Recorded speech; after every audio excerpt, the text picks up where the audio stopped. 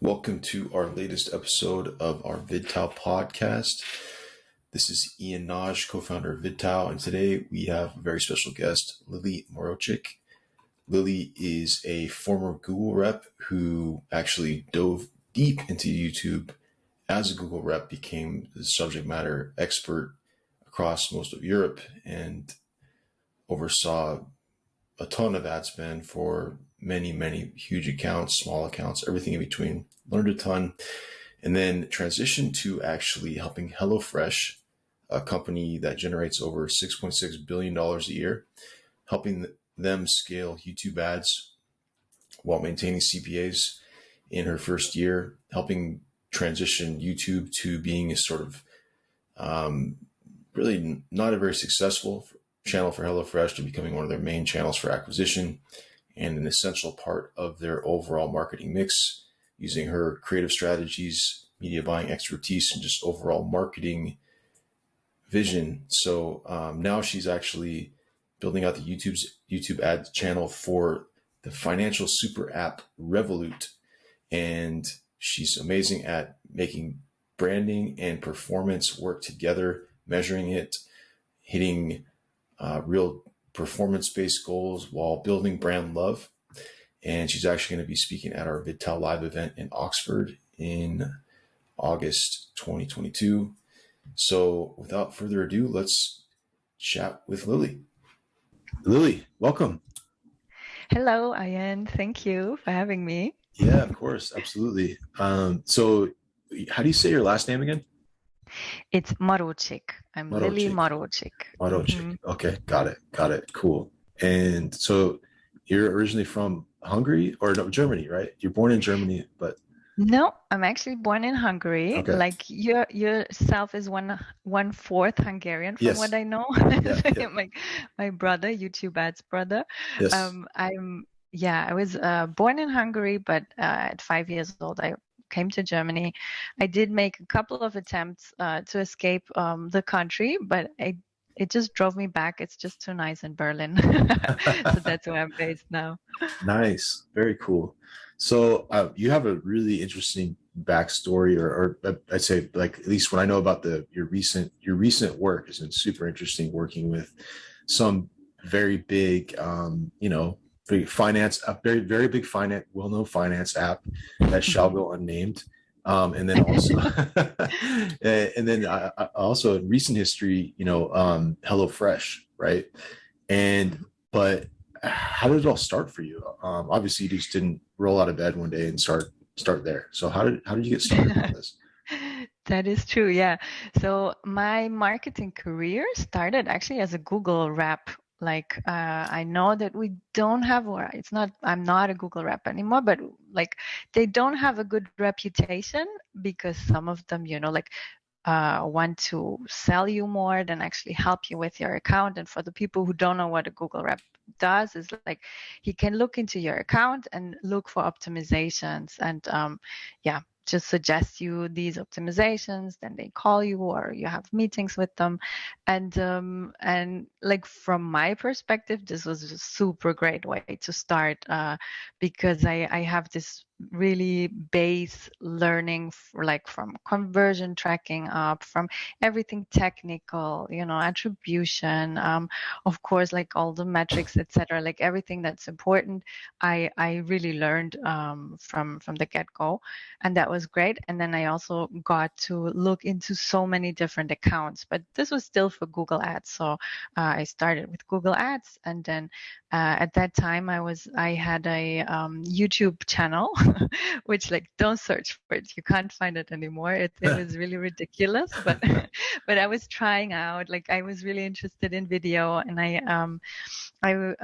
saw that we also have a couple of accounts with like video campaigns. That was really the beginning, and I asked also my coworkers if I could look more into it, and then I just dug in and also asked our trainers to like teach me more on YouTube ads, and in the end I really dug so deep that I became the subject matter expert for Wow.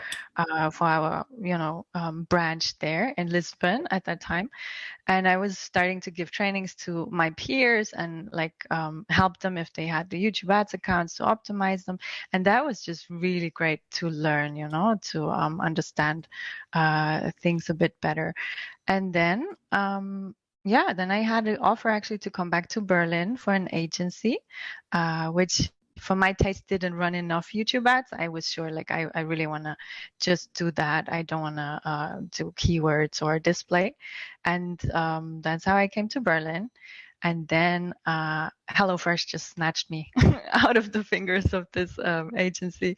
And that's when I don't want to tell too much now because I'm sure we're going to talk about it. But like, that's when I had like, really this huge budgets like to play with, and to, the focus of these companies, of the startups, is like scaling and to expand and to find new audiences. And that's when you get like actually to put your like laboratory jacket on and just like really experiment, and you have so much like, it sounds weird, but it's play money. In the end, it's somehow like play experiment money, and you can test everything out. And this is the full story basically on how I got to this financial app.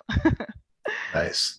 That's so cool. So, I mean, amazing to have all that data at your fingertips as a Google rep, and then all of a sudden be able to apply it with huge budgets, where they probably telling you, okay, Q3 we have this much budgeted for YouTube, go spend it, do your best, right? We'll look at it after and see what the lift is or what the results are. So, I mean, how did you approach experimentation? I know you've had a lot of interaction with and really co-creating on the on the creative side. How did you approach coming up with ideas to test, and then also for a brand like HelloFresh, what are you looking at when you're evaluating results? How does that whole process take place? So it's a good point. I mean, I didn't come from being a Google rep straight to like this huge budget. I have to admit, which I left away, is I had like a lot of freelance clients on the way where I already had to, test things, etc. But it is a very different thing. Of course, if you go to a big company, you maybe request like a bigger budget to test something, or you maybe in some markets you realize that there's a certain level where you kind of hit the ceiling, and you have to be very methodical to actually find new ways of approaching things. So yeah, like I had to learn a lot, honestly, like about like analytics, how to set up a hypothesis, and how to set up the whole test, like how to do it in a methodological, methodological. So, Right, you know sounds what good I to me. mean. Yeah. This is my English, my third language. um, Amazing, how by the way. can Yeah. you oh, good.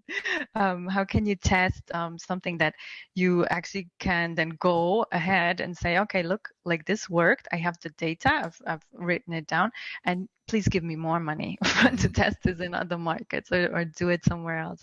So yeah, it's a really different approach than from being a freelancer before, of course. Mm-hmm. So, like, what kind of KPIs were you orienting around at HelloFresh? Well, it depends, right? Like, we always have the two buckets. That is kind of like also my topic for the conference is performance and branding. Mm. And most of the companies will always be focused on performance. Obviously, we want to generate right away conversions with what we do. We want to like bring the people straight through the funnel. But at the same time, like especially for the scaling, companies that are like in the hyper growth phase, they Mm-hmm. also have to look for new people to convert, or to convert eventually, but like Mm-hmm. first to have the first touch point to I love to call it like to put, to seed the brand love, like, or Mm. to put the seed out for for later, for a relationship, a real relationship with the customer. So these are the two main areas, but usually brand campaigns are time limited. And for us, for HelloFresh, we were like, that's actually something I'm quite proud of. Like, I made YouTube an always on channel. Like, before, they would always, like, during seasonalities, they would switch it on and then switch it off again when it was a lower season.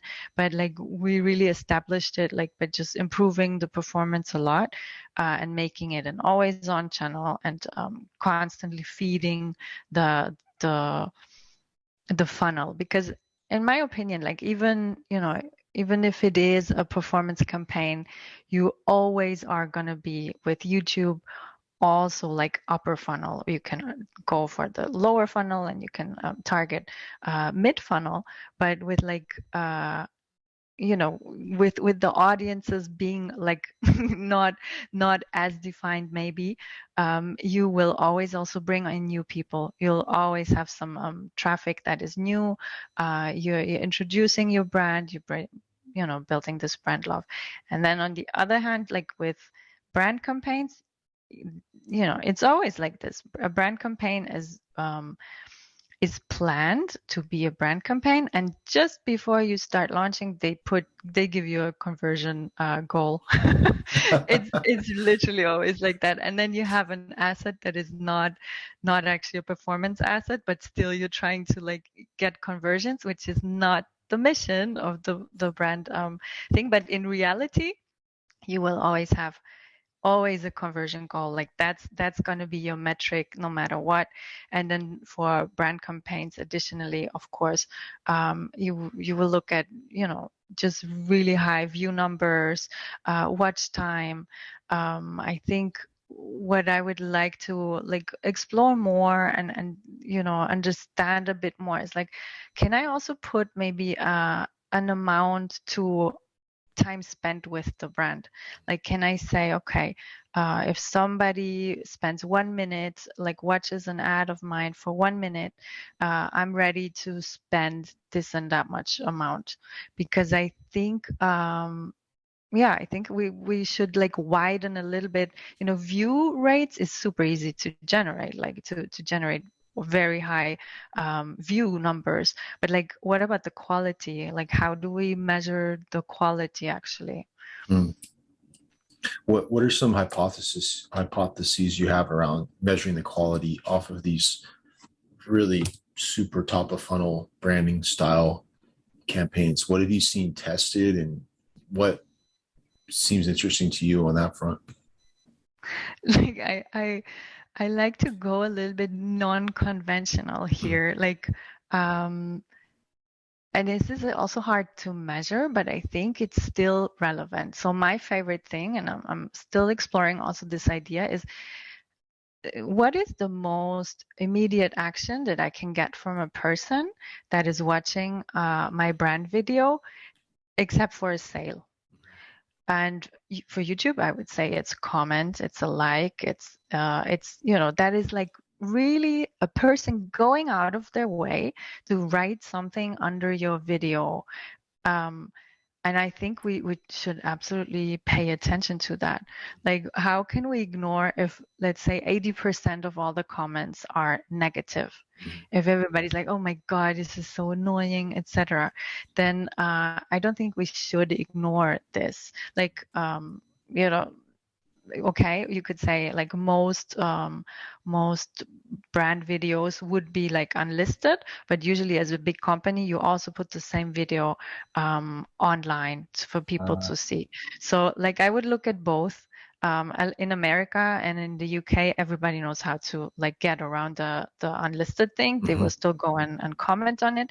And I think this is really a relevant thing. Like, you can see, for example, if an ad is being played too much, ad fatigue.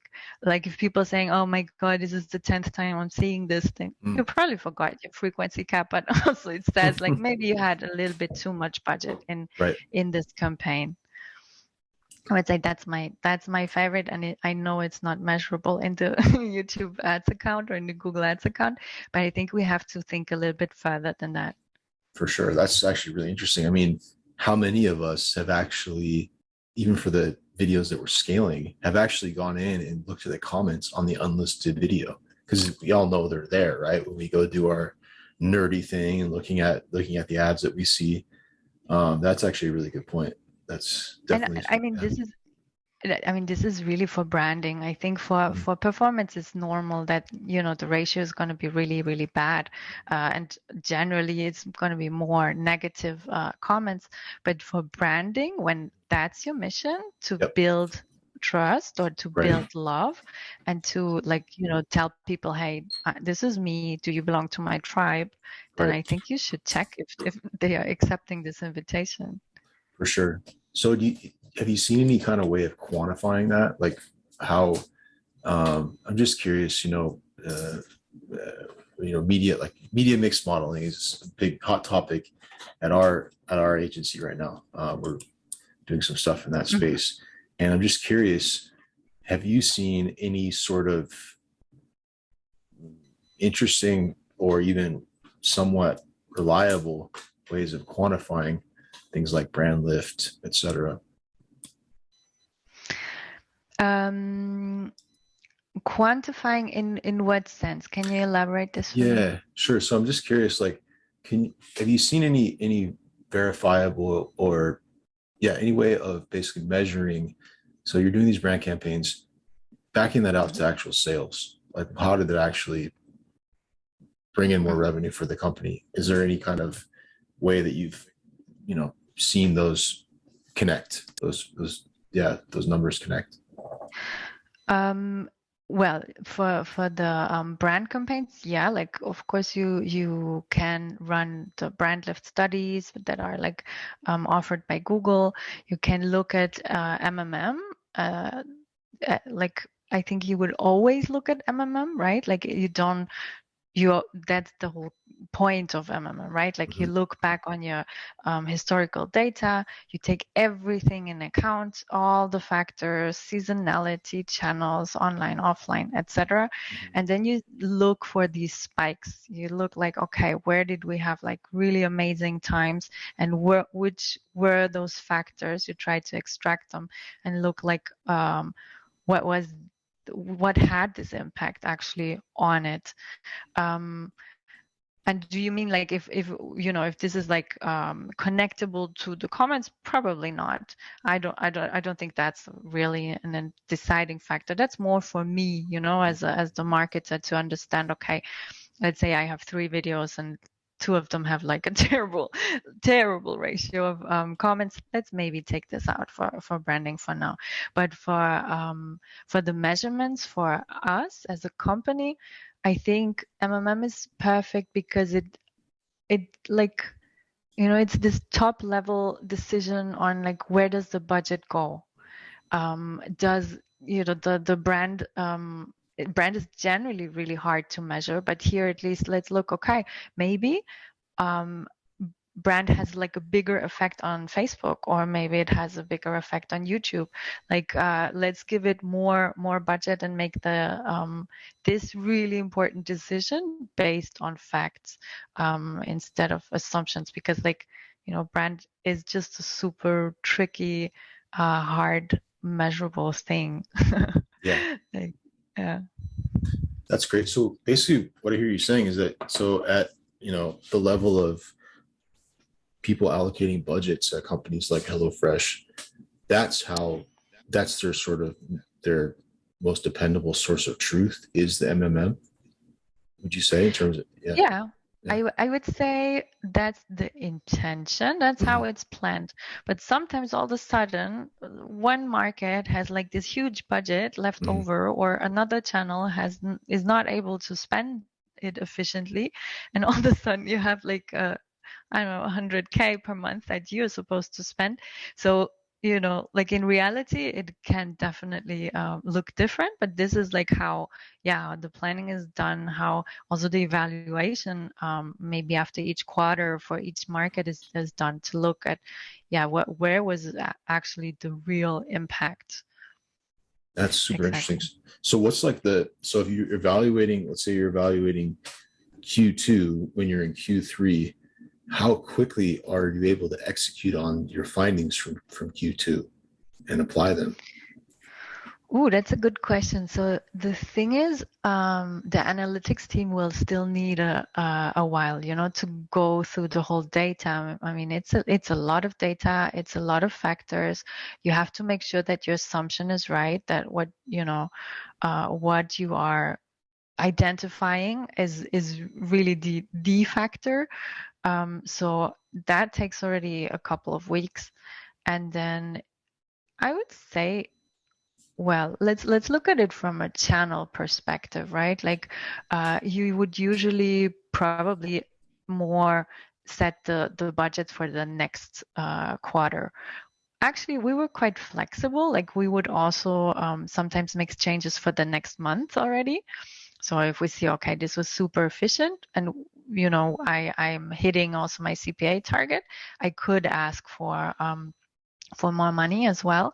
But these top level decisions are made more quarterly and then for the next quarter. Okay, interesting. And then how do you actually cross that MMM data with, the more click-based CPA type performance KPIs that you're also working with? I'm just curious how that all kind of comes together.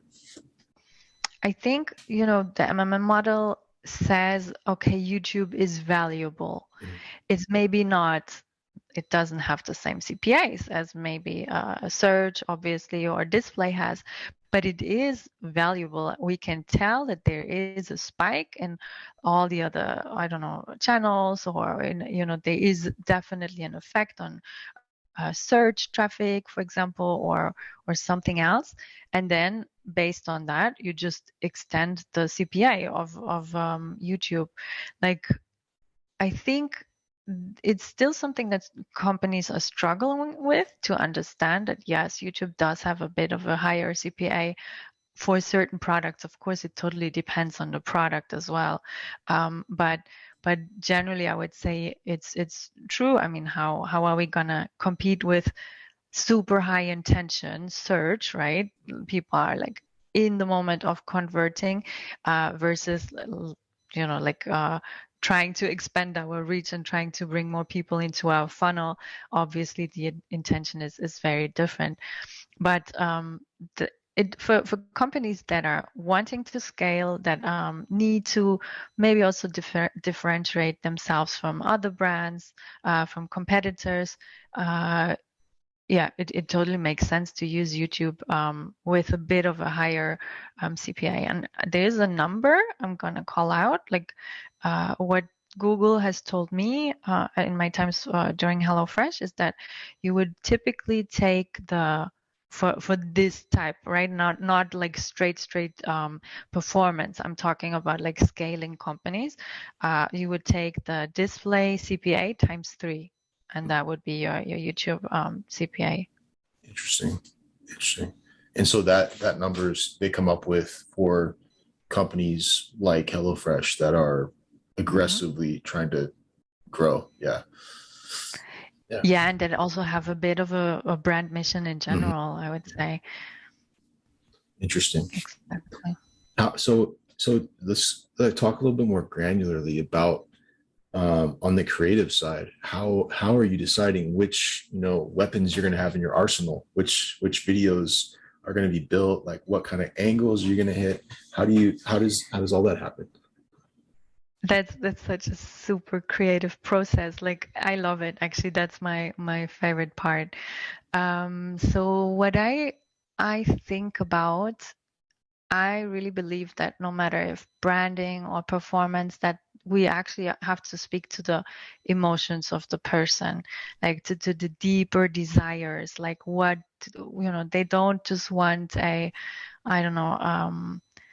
finance app. They actually want to control their money, their finances. They want to be proud of, like, being able to do that, or to become a little bit more, maybe responsible with their finances and having like full visibility, etc. So I think this is what I'm first thinking about, like what is actually the problem that we're trying to solve for the person, but what's the deeper emotion, why they need this solved.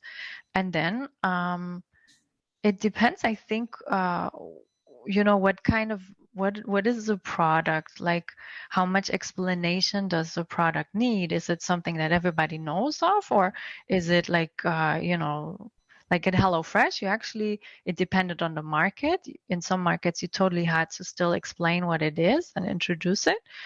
In some markets, like people just know what a meal kit is. So that's like really important to determine also, okay, where am I gonna launch, and how aware are people of my brand there already, or of my product? And then I think this is like the approach, but then from length, like if you ask me for video length, I really don't believe in these cut down short ads at all. I think this is actually trash. Like I think that generally we've gotten like the amount of branding, or no, of general advertising that we're exposed to because we have our phone now, like it's even more time that we're being able to expose to be to something, is a lot more. I do not need to add to agitation, to repetitive ads, to like, I really want to give like some value there. Like even if you don't want to convert, like if I'm doing a branding piece, for example, I'm there to entertain you. Like I'm there to like not annoy the hell out of you with like blocking you from skipping an ad. I want to have a positive impact in some way, so like I really don't believe, before they used to say that for TV, right? For TV you had to repeat your ad all the time, because like airtime was so expensive on TV that you could only have like 10-second or 15-second cut downs. And I think this is where it comes from, that we also have like these often, big brands take their TV ad and put it on YouTube. And Google loves this because if they run CPM campaigns, there's no mission to convert anyway. So they show it in front of the people that are never converting. The algorithm knows who never converts and will show them these ads, right? Like that's exactly what CPM campaigns do, and it's just literally, in my opinion, it's not valuable, and I don't think we should do this. But agencies and Google totally love it, because you have all of a sudden these high view rates, which you can sell really well, but they have no impact at all, And what are you gonna, like, also when you have an ad, like imagine you want to convert somebody, you really want to like explain your product and you want them to convert. Like, do you really think it's better to show somebody 5 or 10 times a 20-second ad? Like imagine it was a salesperson and he would just like repeat his pitch like 10 times. He would just say something very broad, very non-detailed, and he'd just repeat it? Or do you think you would rather convert if somebody really took their time explaining what is the product about, what are the benefits you get, build in some social proof, build in some barrier breakers, like, take out the doubt in you, and then makes a strong call to action? That takes time. I think like 90 seconds is a pretty good time. People who are anyways interested will keep on watching, and I think this is like the way to go. Oh, super interesting. So this is almost a rant. I'm sorry. No, that's amazing. I'm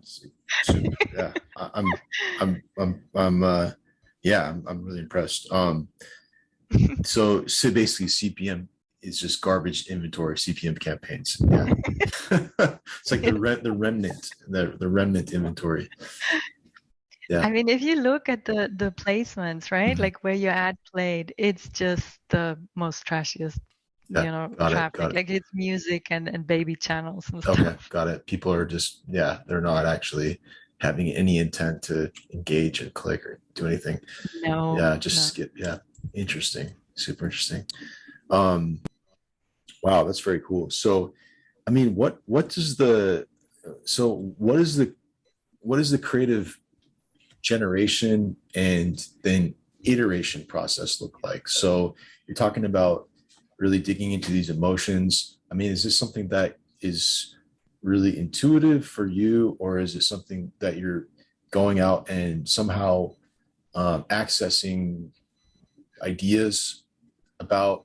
How are you coming up with these ideas initially, and then when you're actually evaluating on the ad level, how are you making decisions on which angles to go deeper into, and then also what entirely new angles to test based on your results? So I think I was very lucky at HelloFresh that they were already testing a lot creative wise. So there was already data when I started. Um, so I think for a YouTube ad person, first of all, you do watch a lot of YouTube ads yourself, right? Like you notice if there's something, oh, all of a sudden this is a really different approach, or this is speaking to me, or like for example, I watched a 16-minute ad and I converted, and this will stay like in my head forever. And why was it? Because it was storytelling. The guy was like, it's a charity water ad. Yeah. The guy was telling the story of his life, and it was so relatable. And I realized like, oh wow, I'm connecting with this guy. Like this is a really strong emotion, and I'm a donor ever since. Like I signed up for a $30 monthly donation. Like that means something. So I For think sure. it's first of all watching yourself, like what do you react to,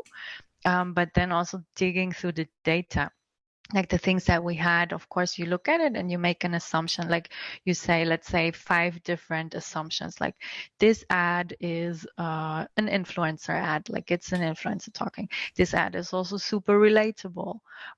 This ad is mostly shot from the fourth wall, breaking the fourth wall straight to the camera. And you make a couple of assumptions and you write them down, and then you see what other ads with the same assumptions, like where are the patterns, can you see that, oh, it's actually like out of I don't know, 10 ads, there's like 4 of them with a direct to camera speech, and they all have been performing really well. Let's dig deeper on this. Let's make another one. Or I think what I want to do a lot more is to make an ad and to just reshoot it, let's say with a woman. Like before it was a guy, let's do it with a woman. Let's see how does that work, like to work on one ad continuously. Like if you found something that worked really well also before like the saturation has hit, or like ad fatigue has hit, like let's try a new angle. Let's go with this, but let's change it slightly. And then I think what every advertiser probably looks at is like, what about the hook? Like our engagement rate, how high is it compared to like all the videos against each other? That tells me engagement rate, tells me about my hook. What about the CTR? Like is which one is like compatible? For me, that's roughly about the call to action. Of course, I'm also like it's also a bit the story and the view rate. I have to take the view rate always in account. But sometimes you have a super low engagement rate, but it's converting really well. Actually, that's for performance. That's our favorite combination, right? Because we're not spending money on people who are not interested anyways. They drop off from the beginning. I'm qualifying my audience, but the ones that stay are still like valuable, and that's how I generate my low CPA. Mm-hmm. Interesting. Do you have any metrics that are sort of baselines for engagement rate, click-through rate, and watch time that you kind of orient around? Yeah, like I would say that that it's very different for the products, right? Like it also depends. Like when I was working at HelloFresh, we've been running on full blast for months and months and months, right? Like Mm-hmm. people were starting to like see us more and more and probably skip us also more and more Mm-hmm. because we were just like omnipresent. So I would say the engagement rate, I remember I made an analysis, was mostly between 38 and 42%. Um, then the CTR was quite low. Like I know that usually the benchmark is like around 1.5% is like a good CTR, sorry, and or 2 is a good, but we were more like low, way lower. Let's say it like that. Let's be diplomatic and say way Yeah, lower. totally. Yeah, Yeah. and then yeah, that's interesting. I think probably our best offer ever that we scaled the highest and longest, the CTR was super low and CPA was excellent. So obviously, yeah, but it's definitely, yeah, that's an interesting metric for sure. Exactly. It's not always like it doesn't always just follow the rule, right? Like sometimes you have an asset where you're like, huh? Why is this performing well? Like it does not make any sense. And I think this is a bit also the magic of with video. Like that's why I love video because it's so much more creative. Like it's yeah, you can change one thing and think it's gonna be working all of a sudden, right? But if the whole video doesn't make sense anymore, or it's not feeling right or real to the people anymore, then it's just not working. So it's not, that's why I think all the other media buyers will go out of work in 5 years when the algorithm is like just so amazing that it can just do everything about the media buying. But us, like YouTube ads people, like we better focus on the creative because that's what will always be able to give value with, like if you're a real expert on the creative, that cannot be learned or done by an algorithm or by a machine. Oh, absolutely. I mean, that's at least what I'm pinning our hopes on. Yes. We'll see. Well, not in my lifetime. Yeah, that's funny. In terms of, so when you have new creatives, did you ever do any sort of pre-ad spend testing on the creatives to get any kind of qualitative feedback? Just curious about that process. Yeah. Well, it's a bit annoying to be honest, because like I wish it would be the way that I could say, okay, I'm spending 5K on this, and then I know for sure if it worked or not. But first of all, our ads would cost way more, like a lot. So you really want to test it. You really want to make it work because you've spent so much on it. And on the other hand, it's also that the algorithm just needs to learn for quite a while. Like we used to break down our campaigns by a lot, like really on audience level.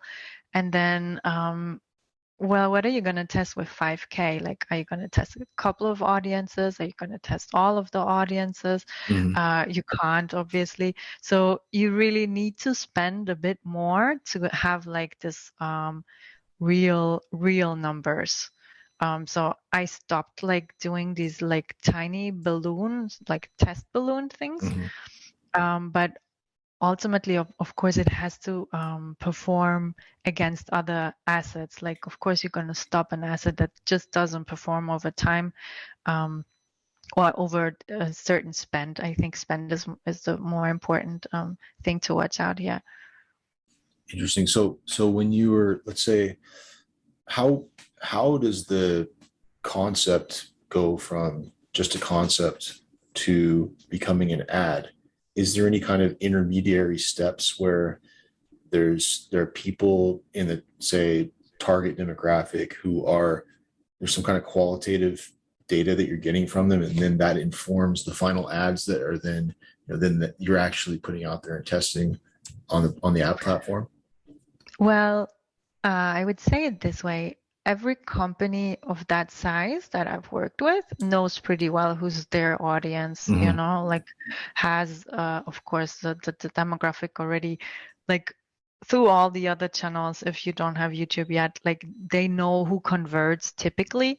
And of course, later on, like you can test also other audiences, but for the beginning, when, everything is new, your algorithm is new, your creative, etc is new, then I would always stick to the main target demographic and focus on them. And then, yeah, you do, of course, also build your ad accordingly. Like, I think it depends on the audience a little bit. Like, I heard this story once of, I think it was an ad for golf or so. And in the beginning, they had a presenter guy in the ad. And then they thought, well, let's just try it with a woman. And like this CPA just became so much better. It was the same ad. It was just the presenter was a lady. So in this case, I think like older golfer guys react better to young, beautiful women. But generally, like if let's say for HelloFresh, if a woman is trying to sell you a woman a meal kit, it will most likely work better. Like women Interesting. relate better to women Mhm. and men relate better to men. Like let's say there's probably tons of exceptions, no Hmm. no question, but yeah, like you think about this. Or if I want to make my ad super relatable, and my target audience is male, of course I have to take a guy actor, Hmm. right? Because like I'm talking to their emotions, etc., and they will not be able to connect as easily to a woman's emotions as to a guy's Got it. inner feelings. That's interesting. They and those differences in who's delivering the message can make such a difference in performance downstream from that. That's super interesting. So jumping ahead to the present day.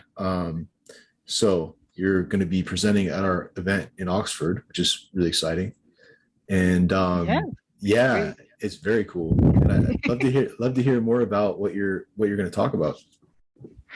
Well, Ian, you have to just come to the event, honestly.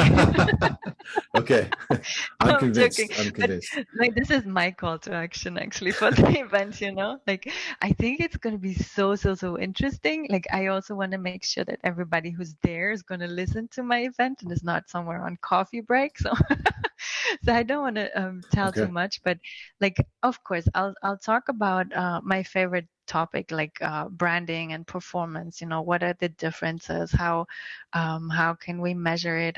What about the video? Like how different should the video be? Generally, I'll talk a little bit about measurement for branding. I think that's becoming more and more relevant. But yeah, also about like my general ideas. Like I have so much I had so much time to think with all of this. Like I'm working 24/7, or like okay, from 9 to 5 on just YouTube. I'm thinking so much about YouTube. I can't wait to share this. Like That's to awesome. condense it and then share it with everybody. That's fantastic. And you think so?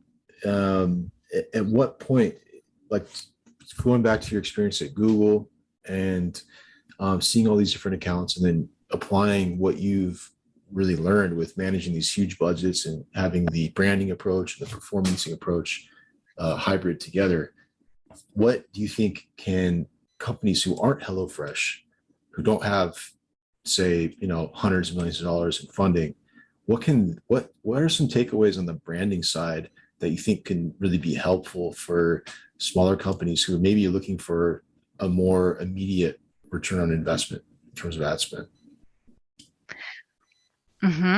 So I think in that case, I think that brand performance, like this combining both, is probably the most clever way to go. To always keep in mind that when I make a performance ad, to also not forget about like spreading a little bit this brand love, like inviting people to my tribe and to also maybe maybe spread, like sprinkle in a little bit, like, of my why am I doing this, or why should you like love me? Why do I love you actually? And why should you love me back? Like, I think it's combinable. It's probably best done with like storytelling, and it can still convert, but I think this is the most clever way to do it. Very cool. Awesome, Lili. Well, anything that you want to share with everybody that we haven't covered? Let me think. Well, no, but is it okay, Ian, if I make a call to action for my cause, actually? Yes, please. Like, I'm just at the moment building a website, and I don't know if it's going to be done until the the conference, but it's called valviews.com, and I want to invite you to sign up for my newsletter, because I want to kick myself a bit to actually start writing it, and Nice. to produce more, and to connect actually more with other like-minded people, because we can only benefit from each other. And I'm super inspired already also by talking to you, so it would be great to connect. Yeah. So valviews.com. VALVIEWS.com. VIEWS.com. Exactly. Thank you so much. Values. Perfect. Values. So valuable views. Got it. That's awesome. Well, yeah, we're looking forward to seeing you present at the event, and it's been awesome to chat. And I look forward to your newsletter also. So it'll be fun to hear all the stuff that you're sharing. And yeah, that's fantastic. So congratulations on that. And congratulations on your success. And hopefully we can do a follow-up call on this super secret, very large finance app that you're working on right now at some point. hear what you're learning on that front. Yeah. I hope so. That would be very exciting. Yeah. What I also wanted to say just quickly is, like, I'm reading your newsletter like every time. Like, it's definitely a part of my day or week when it comes out. So totally love it. I'm very excited about the event. Thank you so much for organizing this and putting it together. Finally, somebody's doing it. Well, we'll hope to live up to expectations. I'm sure you will. I'm sure you will. Awesome. Thank you so much. Awesome. Thanks so much. And have a great rest of your evening. Same. Thank you. Bye-bye. Bye-bye.